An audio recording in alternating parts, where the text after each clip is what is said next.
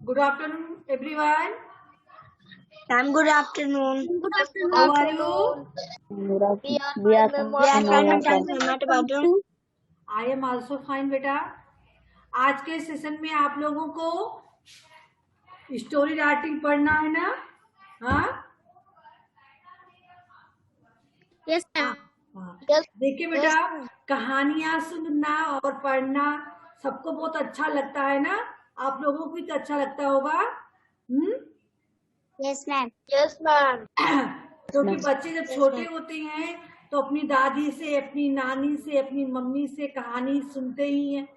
पढ़ने से पहले, स्कूल जाने से पहले उनको घर के पेरेंट्स कहानी ही सुनाते हैं सबके बारे में, है ना. कभी परियों की बात करता है, कभी कोई पशु पक्षियों के बारे में कुछ न कुछ कहानी उनको सुनाते रहते हैं. बेटा, कहानी की जो अपनी Yes, ma'am. दुनिया होती है, कहानी सुनना सबको बहुत अच्छा लगता है. तो चलिए आप लोग भी कुछ और कहानी यहाँ से सुनेंगे. ठीक है, अपनी बुक की कहानी. अब तक आपने बहुत सारी कहानियां पढ़ी थी, सुनी थी. अब और भी नई नई कहानी आप पढ़ेंगे और सुनेंगे और फिर कहानी लिखने का भी अभ्यास करेंगे. तो चलिए बेटा, सभी लोग वीडियो ऑन रखिएगा. बहुत अच्छी अच्छी कहानी सुनने को मिलेगी अभी आप लोगों को. पहली कहानी है हवा और सूरज. सबके बुक में है ना? Yes, ma'am. Yes, ma'am. चलिए सबसे पहले रीडिंग करेंगे शिवांगी. लेकिन शिवांगी पास बुक नहीं होगा. बुक है शिवांगी? शिवांगी, पुरानी बुक तो होगी ना आपकी? हाँ,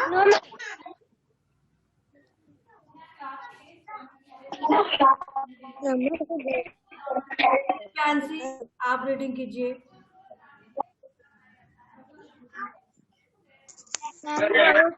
पहले की बात, जब हवा और सूरज में खूब गहरी मित्रता थी. एक दिन हवा और बोलिए बेटा, सब लोग अपना माइक बंद रखो. एक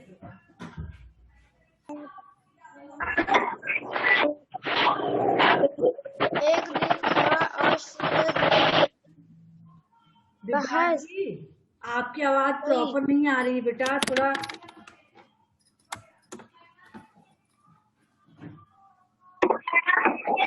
बहुत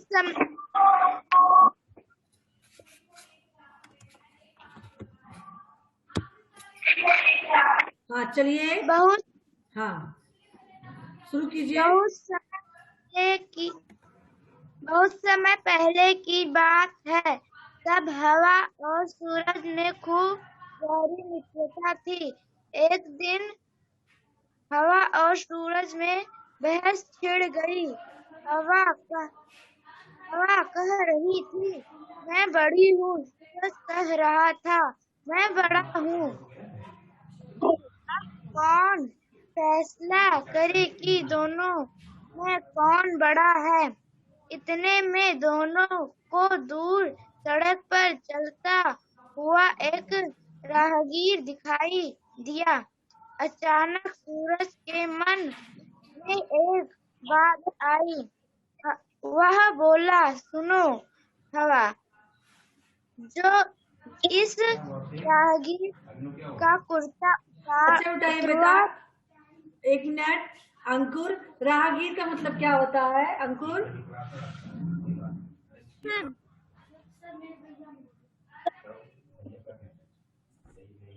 हम जो रास्ते पे चलते हैं. राही जिसको कहते हैं ना, राही, राहगीर, यात्री, है ना. जो रास्ते पे चलने वाले होते हैं उनको हम राहगीर भी कहते हैं, राही भी कहते हैं, यात्री भी कहते हैं, क्योंकि रास्ते पे चल के यात्रा ही तो कर रहे होते हैं. चलिए आगे. जो इस राहगीर के कुर्ते समझो वही बड़ा. क्या तुम अपनी ताकत आजमाने के लिए तैयार हो? हवा बोली, हाँ बिल्कुल। पहले हवा ने अपनी ताकत आजमाई। अभी थोड़ी देर पहले तो धीरे धीरे सुहानी हवा चल रही थी, पर देखते ही देखते खूब जोर से आंधी चलने लगी। सड़क पर चलते राहगीर ने अपने कसकर पकड़ लिए ताकि वे आंधी से उड़ न जाएं। यह देखकर हवा को गुस्सा आ गया। उसने और भी तेजी दिखाई, पर अब राहगीर के कपड़े और भी कसकर पकड़ लिए थे। फिर भला वे कैसे उड़ पाते। हवा थक गई, बोली, सूरज दादा, मैं तो सफल नहीं हो सकी। अब आप ही अपना ताकत आजमाइए। अब सूरज ने अपना प्रचंड प्रचंड रूप दिखाना शुरू किया। देखते ही देखते खूब गर्मी पड़ने लगी। राहगीर पसीने पसीने हो गया। उसने झट से अपना कुर्ता उतारा और कंधे पर रख लिया।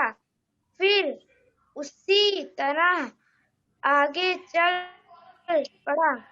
उसे ने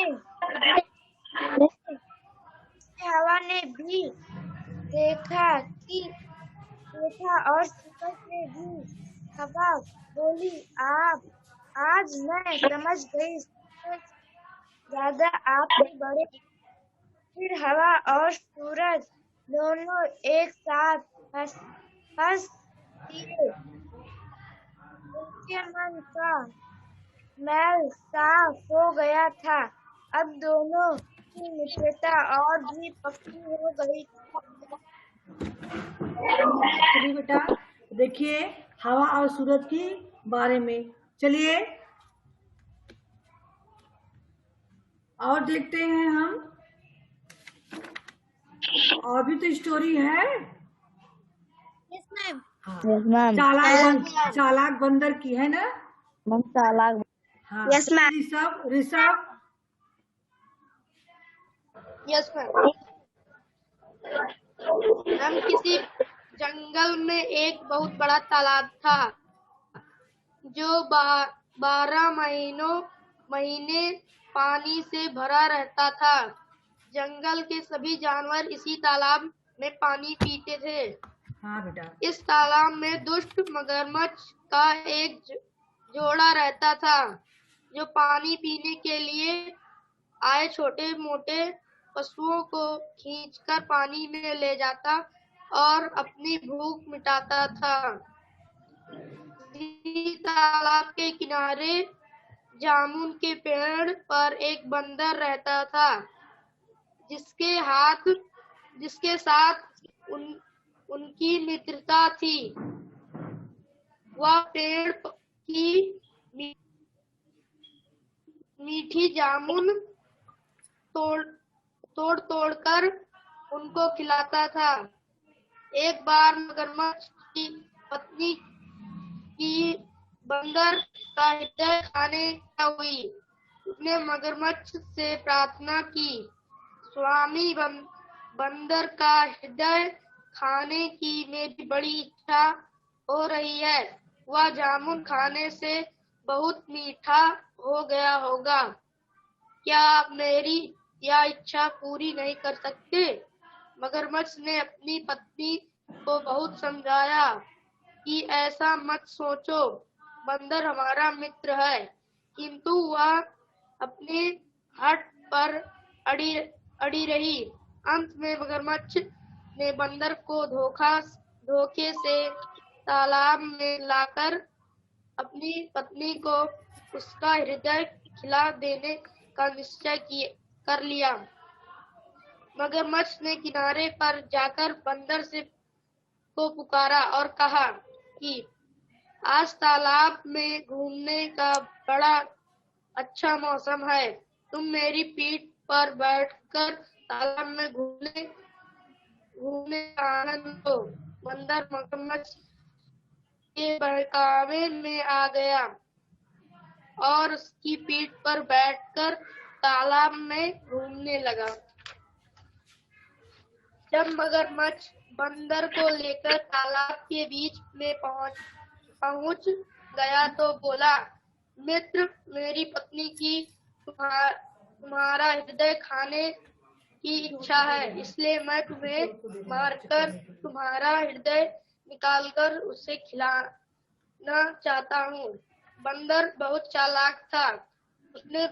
उसने अपना बचाव करने के लिए तुरंत कहा, मित्र मगरमच्छ, या तो बड़ी मामूली सी बात है, पर तुम्हें पहले ही मुझे यह सब बता देना चाहिए था।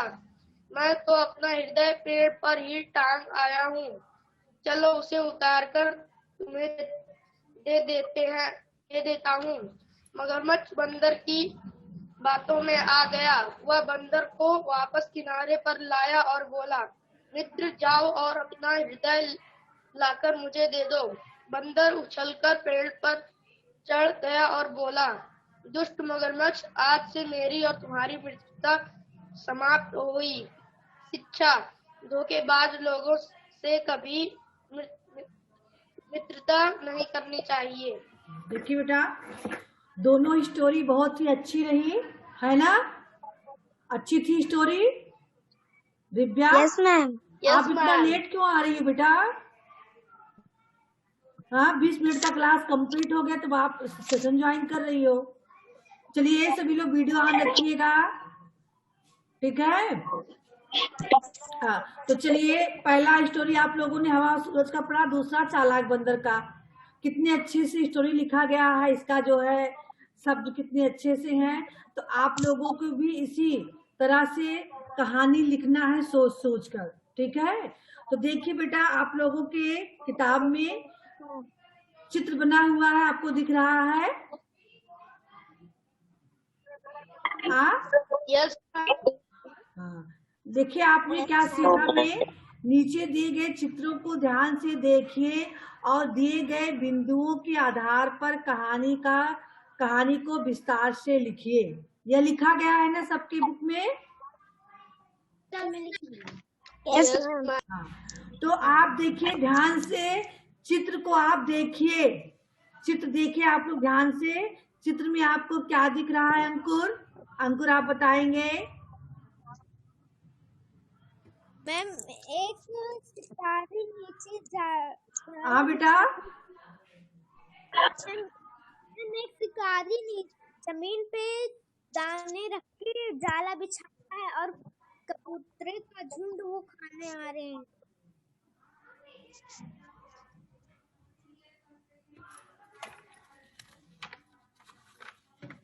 और फिर पीछे भी देखिए चित्र और भी दिया गया है, उसी कहानी से रिलेटिव चित्र है ये भी।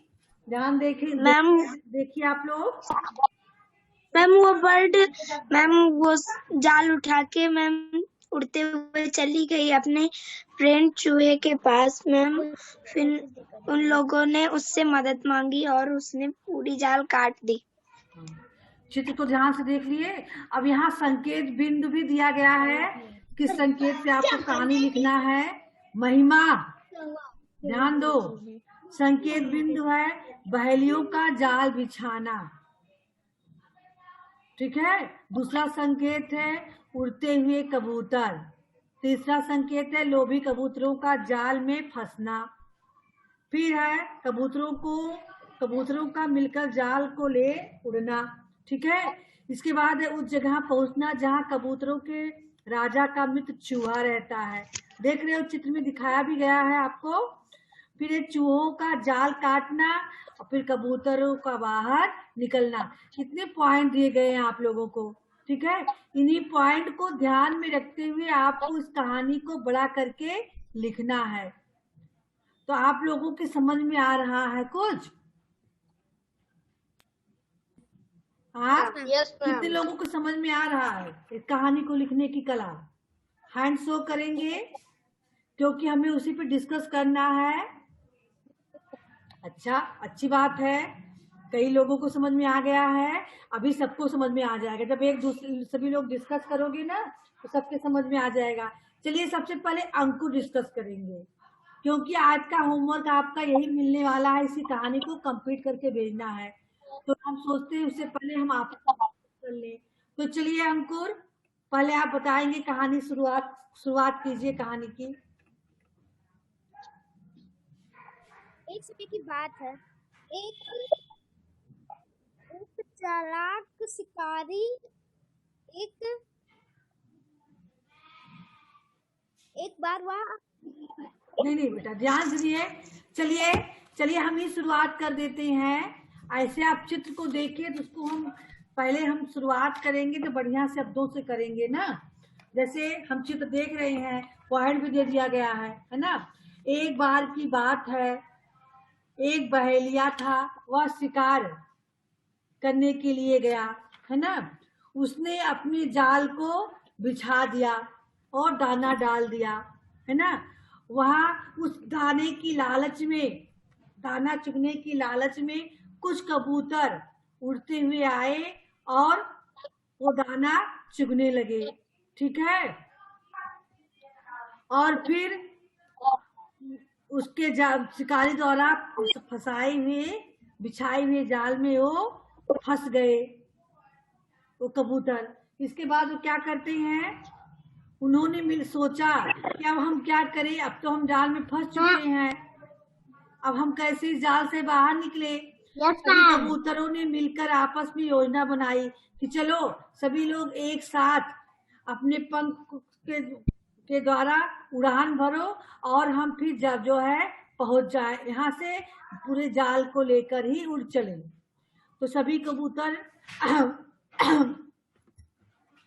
जाल को लेकर उड़ गए और जाकर वे अपने मित्र उस जगह पहुंचे जहां उनका मित्र चूहा रहता था, ठीक है। तो चूहे के पास पहुंचे, तब वे वहां जमीन पे उतरे। शिकारी बहुत दूर छूट गया, है कि नहीं। वो आपस में उड़े और जाल को लेकर उस जगह पहुंचे जहां उनका मित्र चूहा रहता था। उसके पास वे जाल लेकर पहुंच गए, जमीन पे उतरे तो उसके मित्र ने, चूहे ने जाल को काट दिया और सारे कबूतर बाहर निकल आए। अब यहाँ अंत में हम लिखते हैं कहानी से हमें क्या शिक्षा मिली। ये कहानी से हमें शिक्षा मिलती है कि हमें हमेशा एक होकर रहना चाहिए। सभी कबूतर एकता दिखाई सभी कबूतरों ने मिलजुल कर, तभी तो जाल लेकर उड़ने में सफल हुए। क्या कोई एक कबूतर होता तो क्या जाल लेकर उड़ पाता हो? बोलिए, नहीं उड़ पाता ना।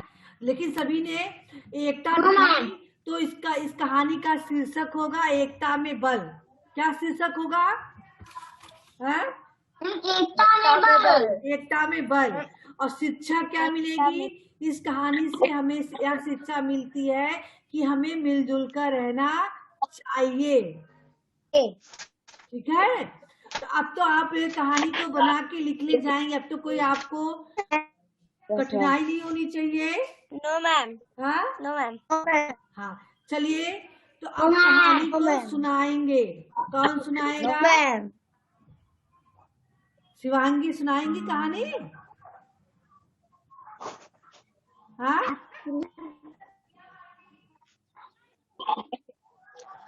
हम सुनाए। आंचल या महिमा सुनाएगी। महिमा चलिए सुनाइए। हाँ सुनाइए, चलिए।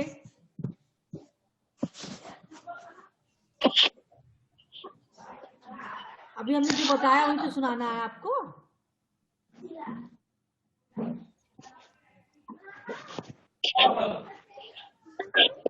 ये कौन सा तरीका है? कहानी सुनाने को कहा जाएगा तो जो है मोबाइल ही बंद कर। हाँ? काजल आप सुना पाओगी बेटा? काजल, काजल यस मैम। सुना पाओगी बेटा? चलिए सुनाइए। Yes ma'am. हाँ सुनाइए, अच्छी बात है। मैम एक शिकारी मैम दाना छोड़ के मैम अपना जाल बिछा दिया।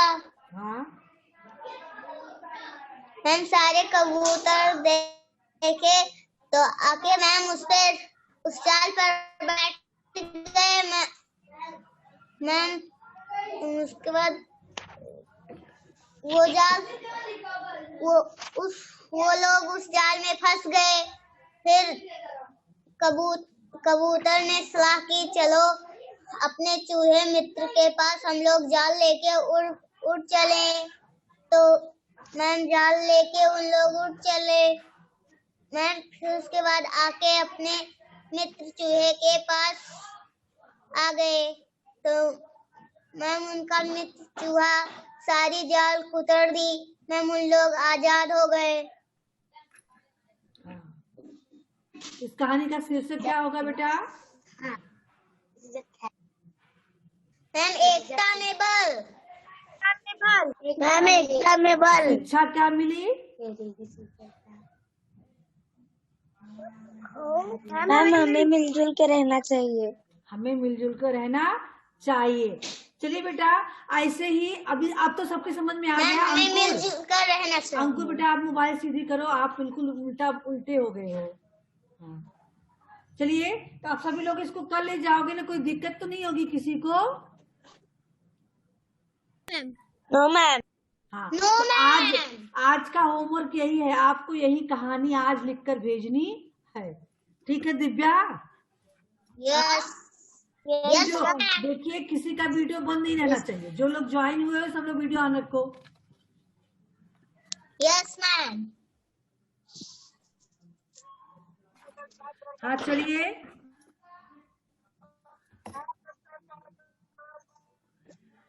और भी कोई चित्र दिया गया है आपके बुक में? No ma'am. No ma'am.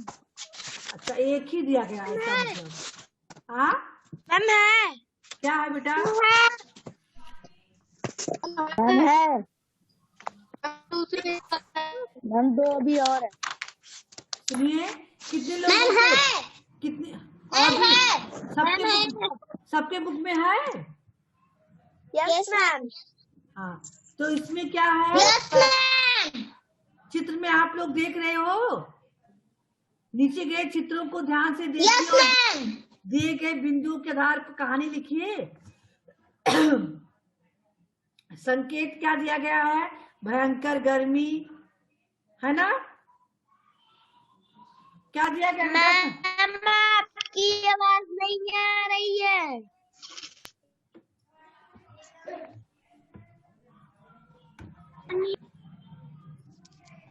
हाँ बेटा मैम आपकी आवाज नहीं आ रही है। आ रही मेरी आवाज? नहीं आ रही है। हाँ तो चित्र में दिया गया भयंकर गर्मी, सब लोग का पॉइंट दिया गया है। अब आने लगी।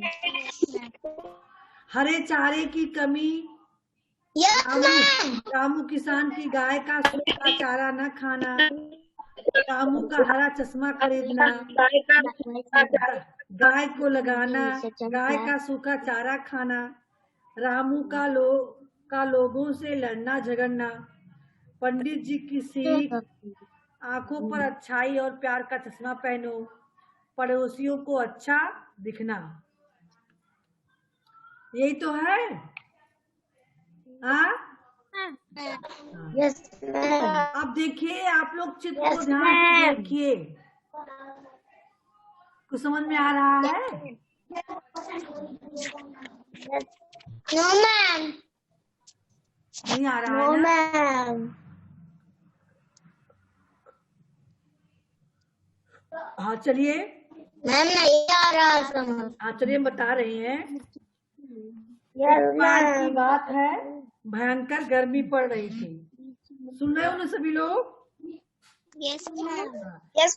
एक बार की बात है, भयंकर गर्मी पड़ रही थी। है ना। तो उस समय हरे गर्मी पड़ने के कारण हरे चारे की कमी हो गई थी, जिससे रामू किसान की गाय सूखा चारा नहीं खा रही थी। वह हरा चारा ही खाना पसंद करती थी। अब रामू क्या करे, कहाँ से हरा चारा लाए। उसने एक उपाय सोचा। वह बाजार से हरा रंग की चश्मा खरीद लाया, जिसका मतलब चश्मे का जो कांच था वो हरे रंग का था। हाँ, जिसको लगाने से गाय को, और उसने उस चश्मे को गाय के आंखों में बांध दिया, लगा दिया, है ना। अब गाय को वह सूखा चारा हरा दिखाई देने लगा, क्योंकि चश्मे में हरा ग्लास लगा हुआ था, हरे रंग का शीशा लगा था, इसलिए उस गाय को वह चारा हरा दिखाई देने लगा, है ना। अब वह गाय उस चारे को खाने लगी, ठीक है। अब सबके पड़ोसी झगड़ने वाले होते हैं ना, तो उस पड़ोसियों ने जब देखा कि रामू की गाय के चश्मा लगा है, तब वो लोग रामू की खिल्ली उड़ाने लगे। देखो, इस तो गाय को चश्मा बांधा है, ये कौन सा फैशन है, गाय को चश्मा बांध दिया है। तो रामू का पड़ोसियों से झगड़ा होने लगा। रामू ने बताया नहीं कि क्या कारण है ना। रामू और पड़ोसी से झगड़ा हो गया कि मैंने अपने गाय को चश्मा लगाया, तुम लोग क्यों झगड़ रहे हो, तुम लोगों को क्यों आंख क्यों फूट रही है ना। झगड़ा हुआ। एक पंडित जी थे, उसको रामू की सच्चाई समझ में आ गई। पंडित जी को रामू की सच्चाई समझ में आ गई, है ना। उसने कहा, उन पड़ोसियों से कहा, तुमने आंखों पर झूठ का जो पर्दा चश्मा लगा रखा है, तुम उस चश्मे को उतारो, उतार के देखो, तब तुम्हें रामू की अच्छाई की पता चलेगा, है ना। तुम रामू की अच्छाई को देख नहीं पा रहे हो, इसलिए उसे भला बुरा कह रहे हो, उससे झगड़ रहे हो, है ना। रामू की चतुराई और अच्छाई को समझो तुम लोग, तब रामू को समझ पाओगे, ठीक है। इस प्रकार के जब सबको पता चला, तो सभी पड़ोसी रामू से क्षमा मांगने लगे, अपनी गलतियों के लिए क्षमा मांगने लगे, ठीक है। आई समझ में।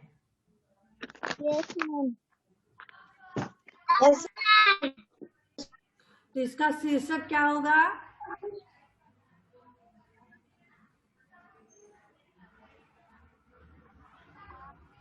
रामू की चतुराई। रामू की चतुराई। बहुत अच्छा बेटा। इससे हमें शिक्षा क्या मिली, हमें कभी किसी का मजाक नहीं उड़ाना चाहिए। हाँ, हमें किसी का मजाक नहीं उड़ाना चाहिए, हमें दूसरों की अच्छाई पर ध्यान देना चाहिए। वो चश्मा लगाने के सब लोग मजाक उड़ाने लगे थे, और जब नहीं जान पाए थे चश्मा लगाने का कारण क्या है। जब गाय चारा नहीं खाएगी, भूखो रहेगी, तो दूध देगी नहीं, देगी ना, भूख के कारण मर नहीं देगी। हाँ, और जब उसको चश्मा लगा दिया गया हरा रंग का, तो उसे सारे चारे हरे रंग के दिखाई देने लगे, तो गाय उस चारे को खाने लगी, है ना। अब पड़ोसी समझ रहे थे कि मारे फैशन के जो है चश्मा लगा रखे हैं, गाय को चश्मा लगा दिए हैं, हम लोगों को जला रहे हैं, है ना। तो उनकी खींचने लगे। जब पंडित जी ने उन्हें समझाया कि उनकी अच्छाइयों की तरफ ध्यान दो, तब उन लोगों ने ध्यान दिया कि गाय इसका खा रही है सूखा चारा बड़े प्रेम से, इसका मतलब कुछ और है। तब उनको सारी बात समझ में आई, है ना। तब वो रामू से क्षमा मांगे, है ना, अपनी बुराई के अच्छाई का चश्मा पहने, ठीक है। तो ऐसा आपको इसमें आपको यही आज का वर्क, ये आपका कल का वर्क रहेगा, आप लोग कल इसको लिखकर भेजेंगे। आई बात समझ में। अब तो लिख ले जाएंगे ना, किसी को कोई प्रॉब्लम नहीं होनी चाहिए। हाँ, यस मैम, तो चलिए लिख लेंगे। एक बार इस कहानी को दोहरा लिया जाए। दिव्यांश कौन दोहराएगा इसको, जो अभी अभी कहानी हुई है? कौन दोहराना चाहेगा? अंकुर, चलिए दोहराइए बेटा। Yes ma'am. मैम, एक बार की बात थी, एक बात गांव है। में भयंकर गर्मी पड़ने लगी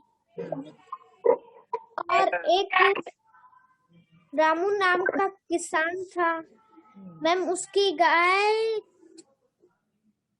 गाय को हरे चारे खाना पसंद था। वो सूखे चारे नहीं खा रही थी। तब रामू को एक उपाय सूझा। उसने बाजार में जाके हरे रंग के चश्मे खरीदे और चश्मे नहीं बेटा, पहना चश्मा। दिया। चश्मे नहीं, चश्मा बोलोगे। एक चश्मा खरीदा, चश्मे कहोगे तो बहुत सारे चश्मे हो जाएंगे। एक चश्मा खरीदा। एक चश्मा खरीदा हरा कि उसको सूखा उसको चारा गाय को लगा दिया। दिखने लगे। चश्मा खरीद लाया और उसे इसी गाय बात को लगा दिया। अब गाय को वो चारा हरे रंग का दिखने लगा। अब गाय बड़े प्रेम से चारा खाने लगी। रामू के पड़ोसी यह देखकर जल उठे। वे रामू का मजाक उड़ाने लगे। एक पंडित जी ने रामू की चतुराई को समझ लिया और उस दिन पड़ोसियों को डांटते हुए कहा, तुम सभी लोग अपनी आंखों पर सच्चाई और प्यार का चश्मा पहनो, तभी तुम्हें रामू की चतुराई समझ में आएगी, है ना। जब पड़ोसियों ने बहुत ध्यान दिया तो रामू की चतुराई समझ गए और फिर उन पड़ोसियों ने रामू से क्षमा मांगी, अपनी गलतियों के लिए क्षमा मांगी। आगे समझ में? Yes ma'am. चलिए बेटा, और भी कुछ लिखा हुआ है आपके पेज पर? No ma'am. अच्छी बातें लिखा है?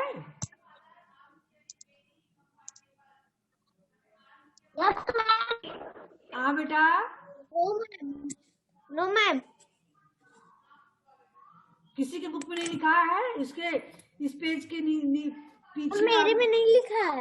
हाँ मैम, लिखा है। हाँ, इसको आप लोगों को अपने जीवन में उतारना है। अच्छी बातें, हम अच्छी बातें तो सीखने के लिए पढ़ाई लिखाई करते हैं, ताकि हमें अच्छी अच्छी बातें सीखे, अच्छी अच्छी चीजें सीखे। तो चलिए बेटा, सबसे पहला पॉइंट है, सदा सच बोलना चाहिए, कभी भी झूठ नहीं बोलनी चाहिए। प्रतिज्ञा कीजिए आप लोग, है ना। सभी लोग प्रतिज्ञा कीजिए कि सदा सच बोलेंगे। मैम,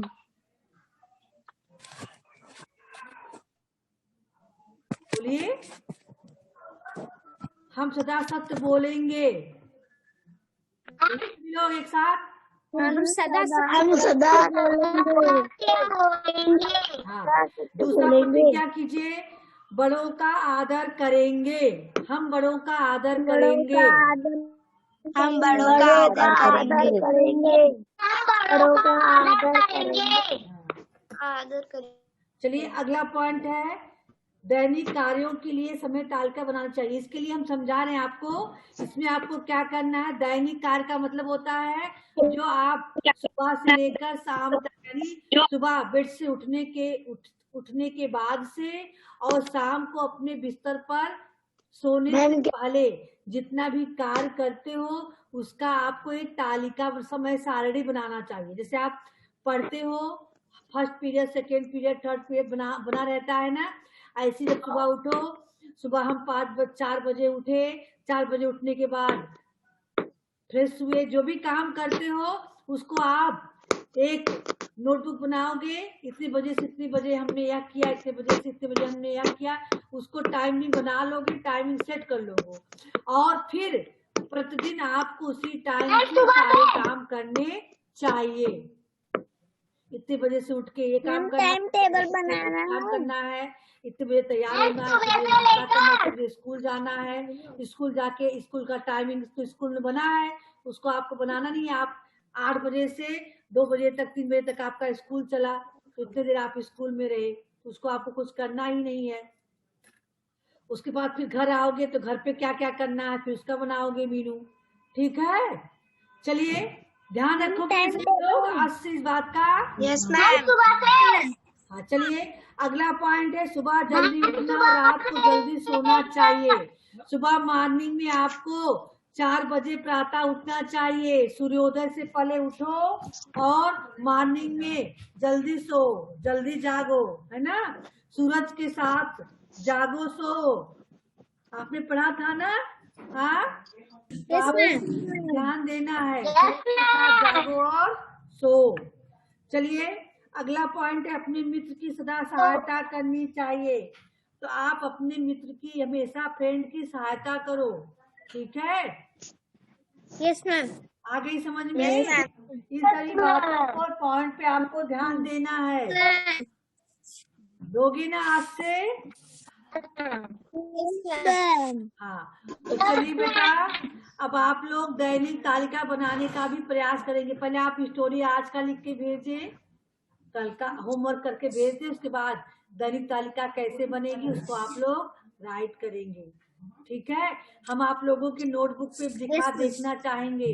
स्कूल जब खुलेगा तो हमें सबकी नोटबुक पे दैनिक तालिका लिखा होना चाहिए।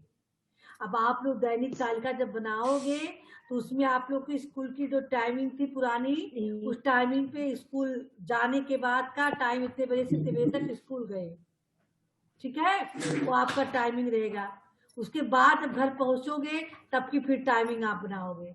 यानी स्कूल आने से पहले आपने क्या क्या किया उसको आप लिखोगे, उसके बाद स्कूल की टाइमिंग फिक्स है उसको लिखोगे, उसके बाद स्कूल से जाने के बाद आप 8 बजे 9 बजे बिस्तर पे जाते हो, सोते हो, उतने बजे तक का टाइमिंग आपको बनाना है, ठीक है। Yes ma'am. इसके लिए आप अपने, हमने तो समझा ही दिया, आपके घर में भी बड़े भाई अंकल मम कोई भी होंगे पेरेंट्स से आप हेल्प ले सकते हो, ठीक है। तो चलिए बेटा, आज जो पढ़ाया गया, जो भी समझाया गया, अच्छे से समझ में आया आप लोगों को। Yes ma'am. हाँ, सेशन का समय समाप्त हो रहा है। अब अगले सेशन में मिलेंगे नए चैप्टर के साथ। Goodbye everyone. Goodbye. आप लोग क्लास छोड़ना नहीं बेटा, क्लास प्रॉपर कीजिए, क्योंकि जो समय आपका बीत जा रहा है दोबारा नहीं मिलेगा आपको। फिर हम दोबारा नहीं पढ़ाएंगे जो चीज हम पढ़ा दे रहे हैं। हाँ, चलिए बेटा, goodbye everyone. Goodbye. Bye बेटा।